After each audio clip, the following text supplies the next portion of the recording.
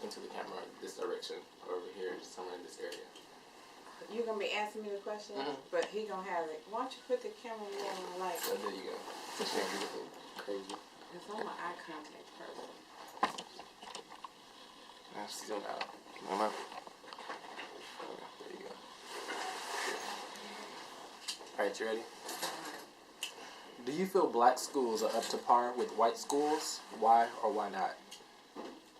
I think there are some black schools that are up to par, but there are still way too many that are not, and it's mainly because of resources. There are not enough resources available to bring them up to par in terms of educational materials, support type services, and things within the schools.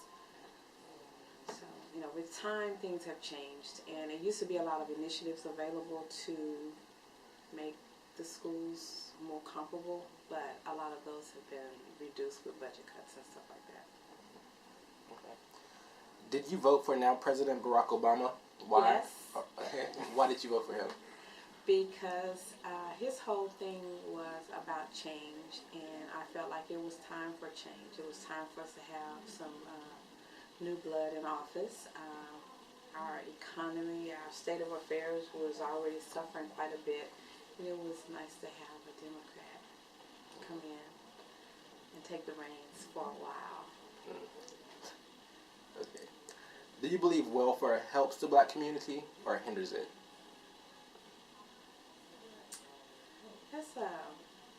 That's a tough question. I think it does both. When you have individuals that are in need, it's there to help. But when it gets to the point where they depend on it, they don't take the opportunity to do things to improve their situation, that's when it becomes a negative. Because as long as you just totally rely on it and you're never building any type of self-sufficiency for yourself, then that's going to create a problem in the long run. Because if all of a sudden all that goes away, you're going to have a lot of people that won't have anything. How does reality TV shows such as Basketball Wives and Love and Hip Hop expose black men and women to other races? Well, first of all, I don't like reality TV. I think I live my own reality every day. But what I have seen of it, I think most of the time it shines more of a negative light on our families than a positive. And when that's the only thing that people have to look at when they want to look at the black culture, what's going on in our families, what's going on in our relations, if that's the only example they have, it's not representing us in a positive way. Right. Who is Troy Davis? I have no idea. Who is Troy Davis? Troy Davis, you want to do the spiel? Or? Yeah. Well, Troy Davis was a man that was convicted in 1991 for the murder of a Georgia police officer. Okay. They had trial. It was over 30 witnesses said he did it. They saw him shoot the officer. Okay.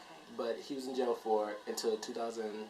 Just recently, he just got executed. But in 2008, they had a retrial, and some of the witnesses that said they saw him do it, they confessed that they lied. That police pushed them to say that they saw him. Mm-hmm. And so the NAACP tried to get this big petition to get him to be freed, but he was granted 3 stays throughout his time in prison. Okay. But finally he was just executed because they said they didn't want to bring in new evidence, because another man confessed to doing it, but okay. They said they didn't want to bring in new evidence, so he was executed. Oh, that happens way too much. It does. We've had a lot of people over time lose their lives when they were really innocent, and it's a good thing we have organizations like the NAACP to take a stand on people's behalf, but the mindset just needs to change a lot in a lot of other people to make things right. It does. Okay. Who is Blue Ivy? I know who that is. That's been on the media recently. Of course, that's Jay-Z and Beyonce's little one. Mm-hmm. Their new little princess. Yes. Now I understand they're getting ready to come out with a whole new clothing line. Really? Labeled Blue Ivy. Yes, I just heard that recently. See. The most. Well, when you have it, you can do it. Well, you can. They have a lot. So.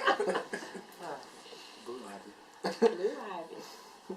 What is the first line of the Black National Anthem? Lift every voice and sing.